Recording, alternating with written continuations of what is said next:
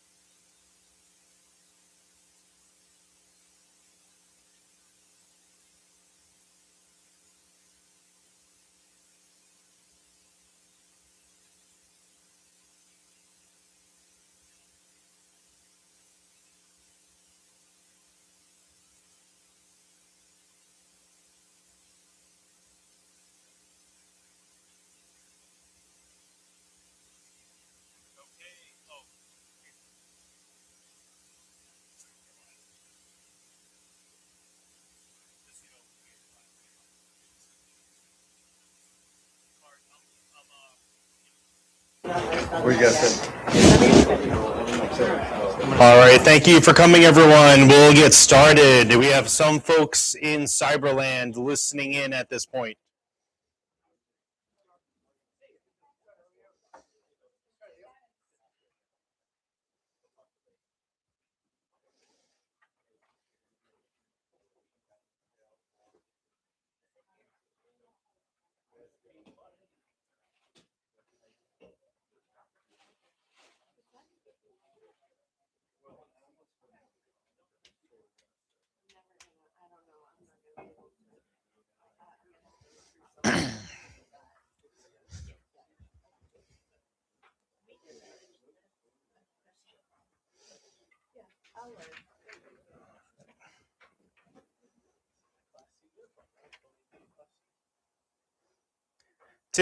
All right, welcome to the December West Roundtable.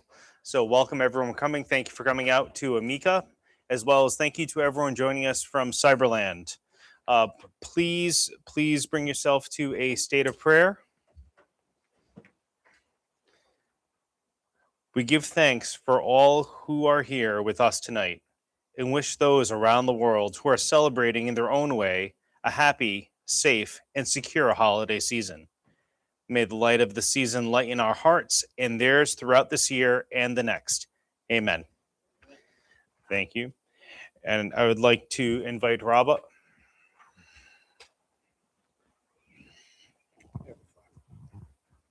Different Rob. I'll be the flag. Is going to be in the flag. So if we all can rise. I pledge allegiance to the flag of the United States of America and to the republic for which it stands, one nation, under God, indivisible, with liberty and justice for all. A scout is trustworthy, loyal, helpful, friendly, courteous, kind, obedient, cheerful, thrifty, brave, clean, and reverent. On my honor, I will do my best to do my duty, better my country, free Scout law. I'll build at all times, strong, mentally weak, and more straight. Thank you, Rob. So at this time, I'd like to introduce our roundtable team and guests attending. So behind the camera is Bob Bitgood, whom you cannot see behind the camera. Also joining us is our outgoing Council Roundtable Commissioner, Linda Norton. Thank you, Linda. Following up right behind her is our incoming Assistant Roundtable Commissioner, Laura Karen. Thank you, Laura. My boss, the best boss around, the Council Commissioner, Rob Coates. Also on the roundtable team, Rob Hart. Thank you for covering the pledge, oath, and law tonight. And our professionals, we have Ryan Hagerman and Ethan Bashan over in the back, covering the 2 West districts.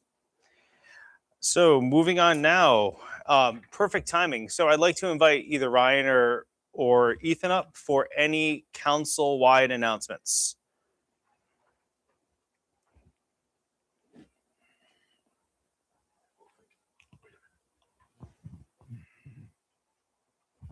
Thank you very much. Good. Perfect. Awesome.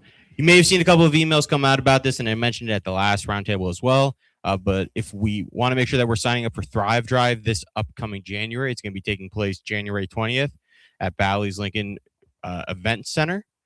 It's going to be a fantastic night in which we're unveiling a brand new recognition program throughout the Narragansett Council for units to set you up for success in 2026. So that is going to be a phenomenal night. And to go along with that as well, our adventure presentation signups have opened up as well. Those are kind of the 2 things to look forward to sign up for in the next couple of weeks. If your unit is still working on its renewals are currently past due. So if your unit still needs a little bit of help with its renewal, feel free to reach out to your local district executive, and we are more than happy to help you get it all settled. But other than that, I think that's all we got. Thank you, Ethan. We'll now move on to our first topic of the night, which is winter activity safety. And it's very timely because guess what we are in right now? Winter. Almost. Thank you. So we're ahead of time. We're ahead of schedule. So this part is going to be fairly interactive. We'll see how it goes. First up is there are 9 different items that we want to consider when we are considering winter camping safety. So also I want to open up to folks online if they want to call out any items that would be part of these 9 items.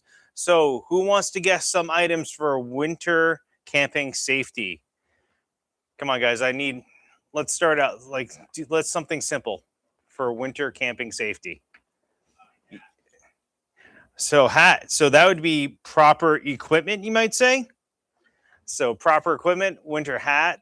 That also goes with winter, proper rated sleeping bags, proper tents. Ideally, in the Northeast, if you can get it, 4-season tents. What other common equipment should we be looking out for winter? Online says layered clothing and birch. Birch? So not sure about birch, but yes, layers, please, layers, and the lowest layer would be wicking, ideally, correct? But what is okay? And then how do we keep warm in the tents? How do we keep warm in the tents? Heaters. Yeah, what sort of heaters should be used in the tents? That's right. So we should not be using any sort of we should not be burning any solid, liquid, gel, or gas fuel in the tents. All right. So do not burn in the tents. That is, and I believe that also is in the Book of No as well. Let's see. What other sort of activities or actions should we be taking during winter safety? This is something. What about something that we do all the time during, say, summer camp and normal weekend camping? And when we do activities, maybe when we go swimming, even. Yes.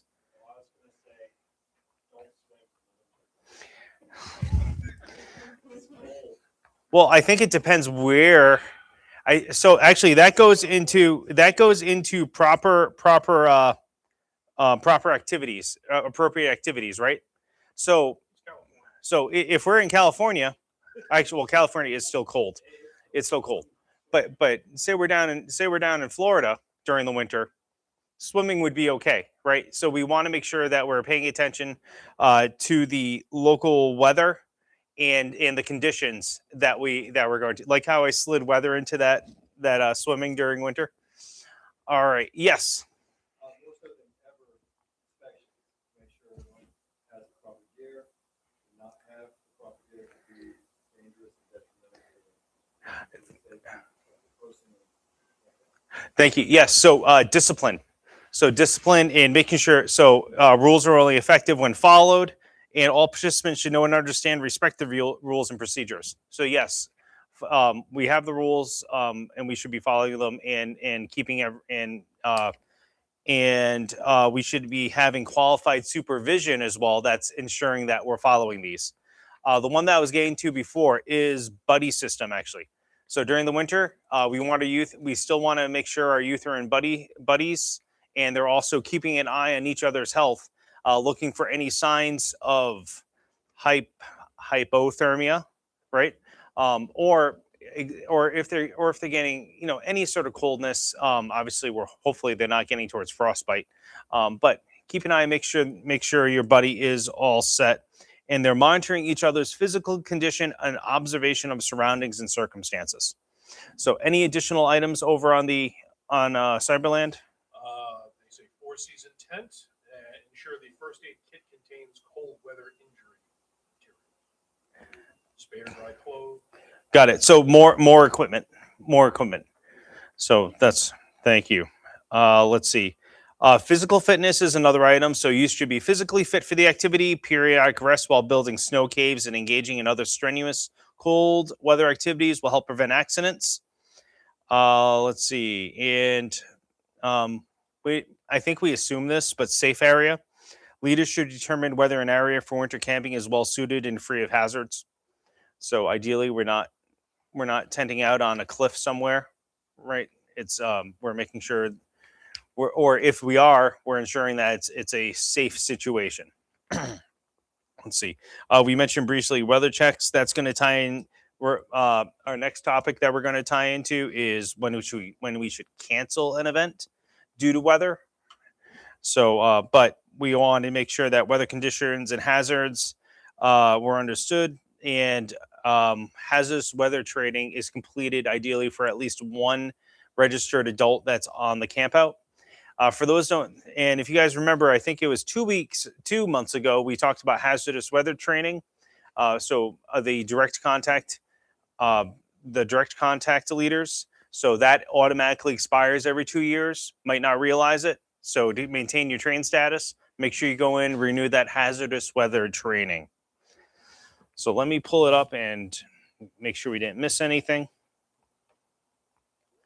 So we have, but just to summarize, so I probably folks online can't see that very well, but as we went over these in various order, qualified supervision, equipment, physical fitness, buddy system, planning, safe area, weather check, burning.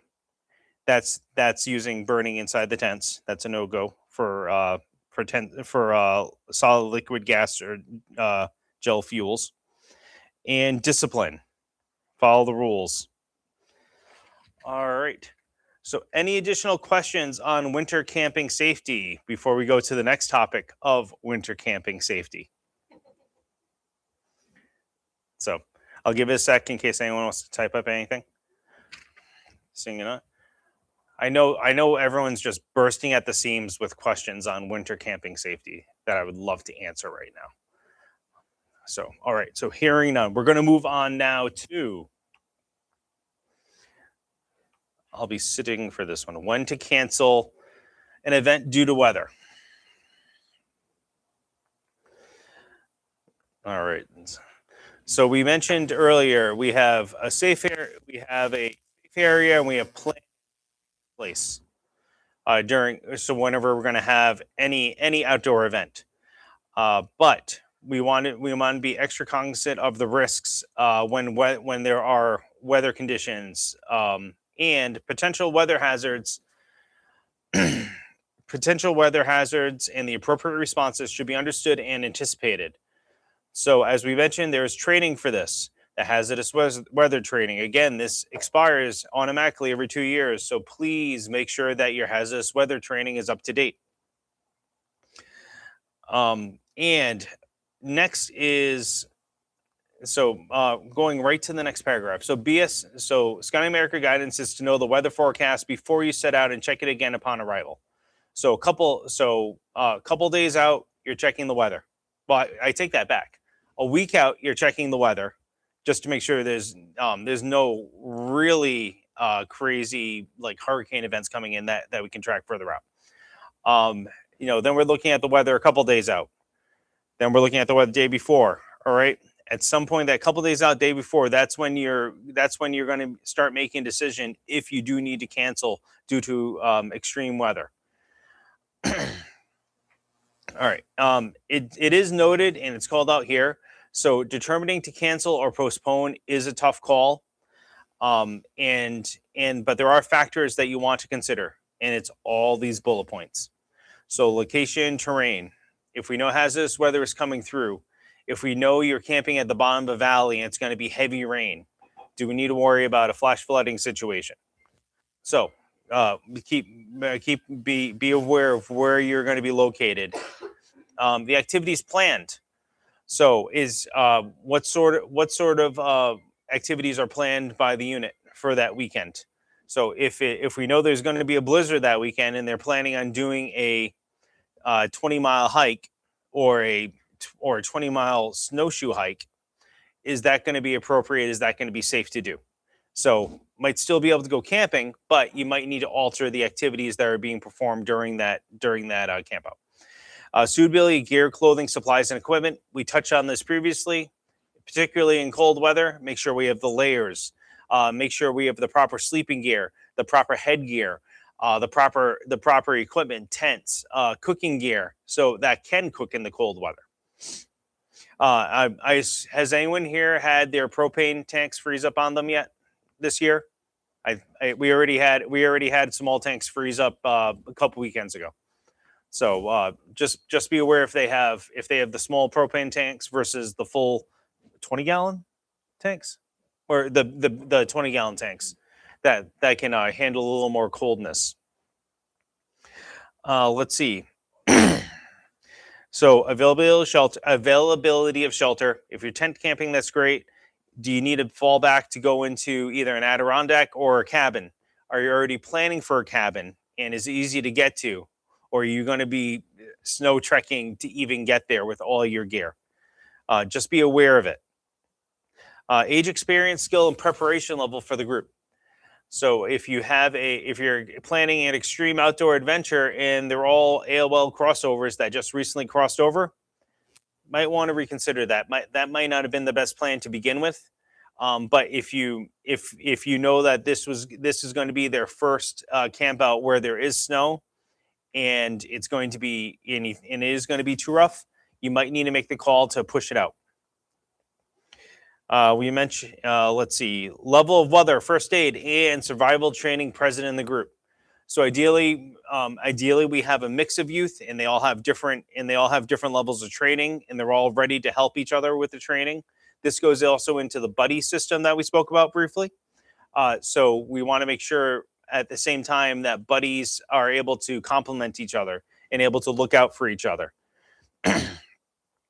We mentioned, let's see, distance for help.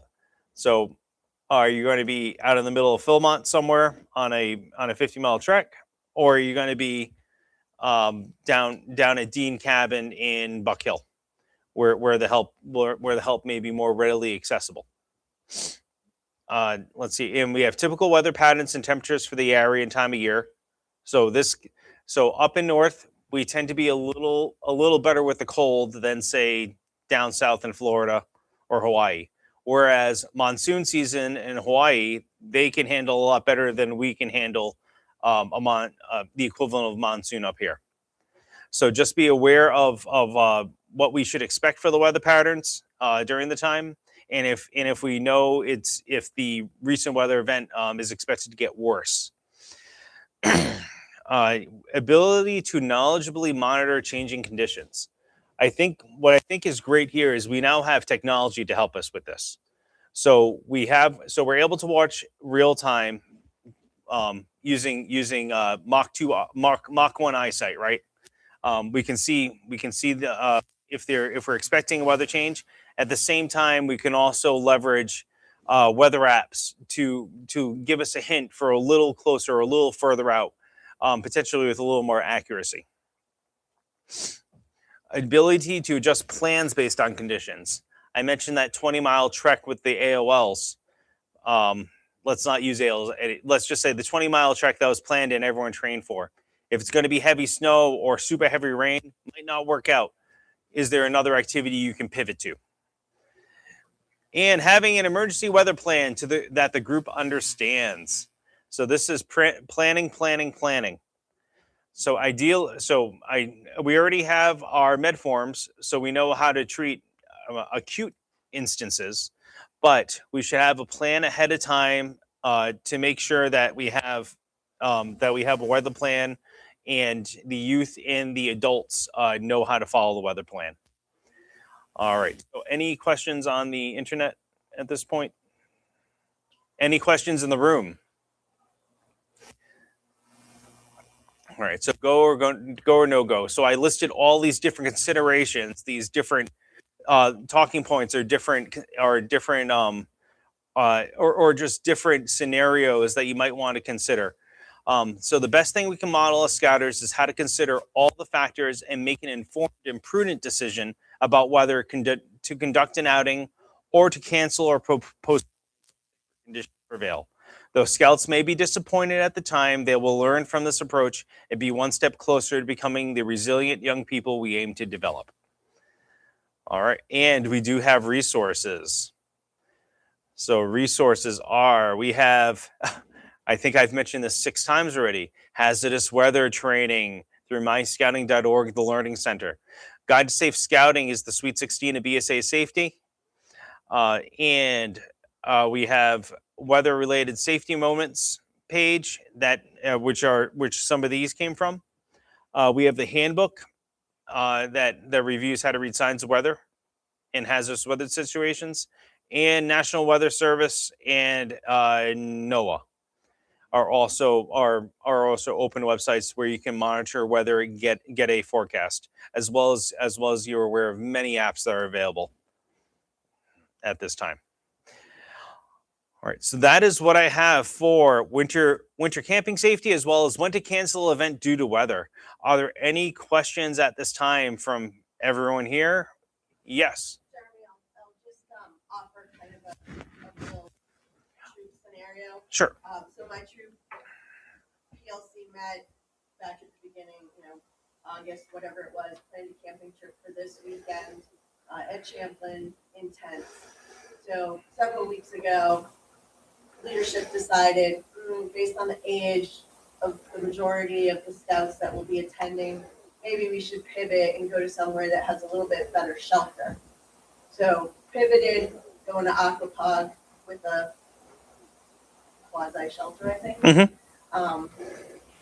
Then earlier this week, with the temperatures that are supposed to be in here, wind chills Friday evening, decided, okay, not going to go Friday evening. Let's get up early Saturday morning, get to camp by 8 a.m. Saturday. We can still do all the activities that were planned, and now we're not going to be subject to the serious cold weather that's supposed to be Friday night. So I know.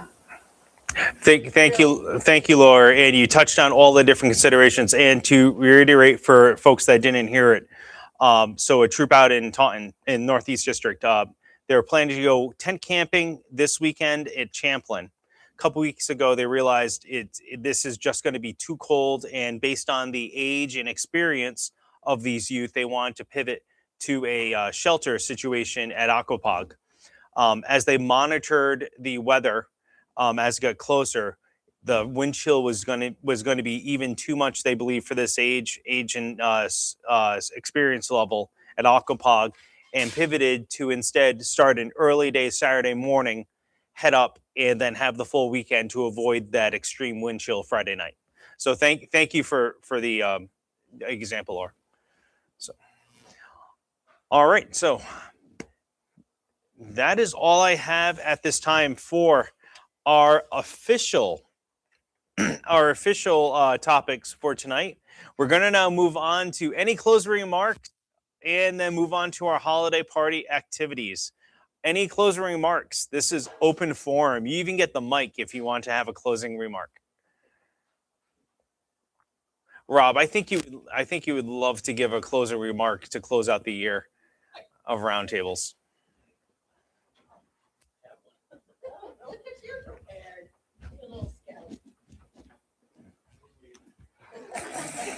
He just brings the Yes, stand like closer to here. No, you just don't want to be standing right in front of the. So, can you hear me? All right, good. So what I'd like to say, thank you for all of those who provide that adult leadership to our scouts. You make it happen, right? You make it possible. And I'd like to say happy holidays. Your time, dedication, and caring spirit make scouting great. May the season bring treasured traditions and the joy of a great future. Thank you very much. Thank you, Rob. Thank you, Rob. So at this time, we are now going to, I believe, close off the live stream and move on to our holiday party where we'll enjoy snacks and treats tonight. Lots of snacks and treats. So All right. So there was a request to parade all the treats over in front of the camera, but I think we'll hold off from that. So thank you everyone for joining, and have a safe and happy holidays. And we will see you again next year.